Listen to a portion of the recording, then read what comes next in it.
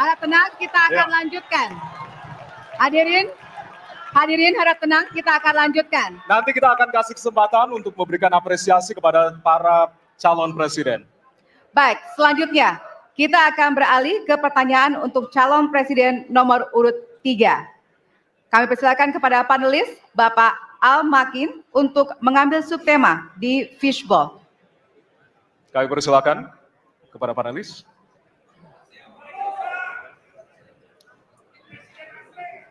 Ya, dibuka terlebih dahulu, Pak.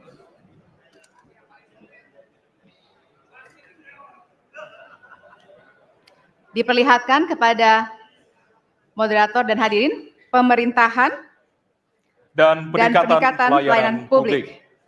Baik, dan selanjutnya kami persilakan kepada panelis Bapak Bayu Dwi Anggono untuk mengambil pertanyaan dari fishbowl. Kami persilakan, Pak.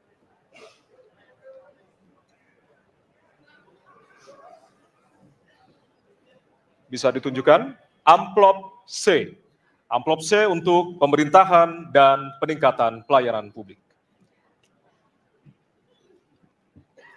Baik, untuk calon presiden nomor urut 3, pertanyaannya adalah tema pemerintahan dan peningkatan pelayanan publik, pertanyaan dari huruf C.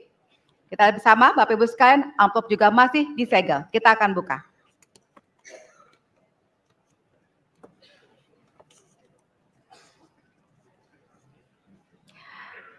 Indeks pelayanan publik di Indonesia stagnan. Sementara Undang-Undang Pelayanan Publik menghendaki persamaan pelakuan dan memperhatikan kepentingan khusus kelompok rentan, perempuan, anak, dan disabilitas. Pertanyaannya, apa program strategis Anda untuk meningkatkan kualitas pelayanan publik yang berkeadilan? Waktu 2 menit dimulai dari sekarang. Kebetulan saya punya pengalaman 10 tahun menangani soal ini. Mengajak mereka berpartisipasi sejak awal, satu, menghadirkan dalam setiap musrenbang kelompok perempuan, penyandang disabilitas, anak-anak, kelompok rentan yang lain termasuk orang tua. Kenapa? Agar pengambil keputusan mereka aware, mereka peduli apa yang mereka rasakan. Kesetaraan dalam perencanaan pembangunan itulah yang kita harapkan bisa merepresentasikan apa yang mereka harapkan. Sehingga fisiknya kalau bangun mereka paham mana yang akan menggunakan sehingga tidak ada lagi protes pada soal itu. Kedua, dari sisi aparaturnya mesti ada kontrol publik.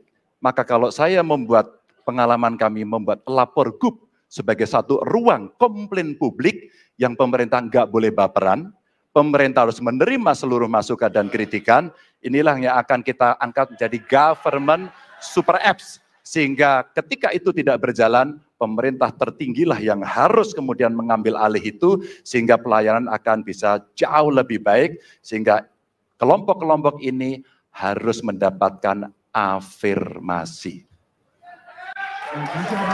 Pak Ganjar, masih ada waktu? Cukup. Baik. Cukup, baik. Terima kasih. Ya, dan kami persilakan kepada calon presiden nomor urut 1 untuk menanggapi jawaban dari calon presiden nomor urut 3. Waktu Anda 1 menit dimulai dari sekarang, Pak. Prioritaskan pada pelayanan mereka yang rentan. 1, penyandang disabilitas, 2, perempuan, terutama ibu hamil, 3, anak-anak dan lansia. Itu prioritas. Kemudian pelayanannya, buatkan pelayanan yang transparan dan terukur. Pelayanan pemerintah itu tidak ada yang baru. Semua yang dilayani pemerintah itu hal yang berulang.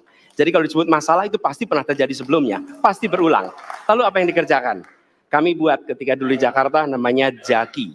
Jaki adalah sebuah super apps yang membuat setiap pelayanan ada ukurannya. Contoh, bila lapor pohon tumbang, maka kami memberikan arahan kepada jajaran berapa jam harus beres. Ketika dikatakan ada laporan tentang peristiwa X, maka berapa waktunya harus beres.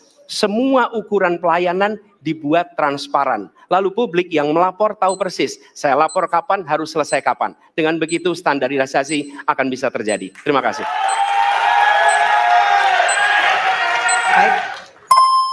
Terima kasih atas tanggapannya. Silahkan kepada calon presiden nomor urut 2 untuk menanggapi jawaban calon presiden nomor urut 3. Waktunya 1 menit dari sekarang.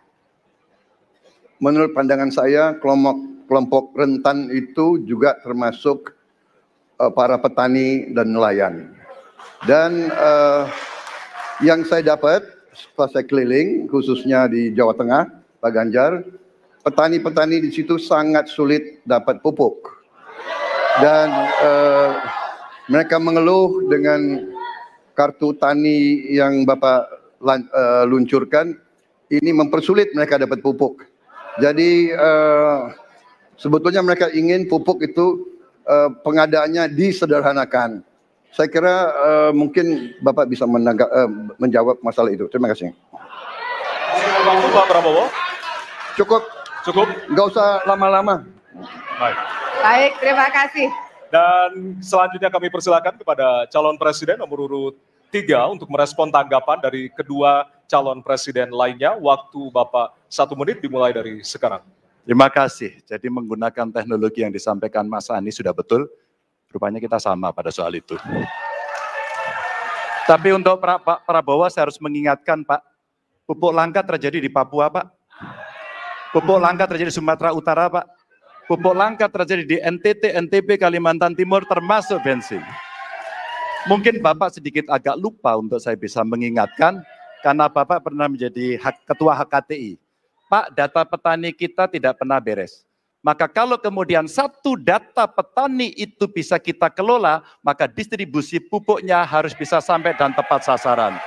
Pada saat yang sama, kuota pupuk tidak boleh dibatasi. Maka ini yang saya telepon langsung kepada Pak Wapres saat itu. Pak Wapres, please, kasih tambahan. Kalau tidak cukup.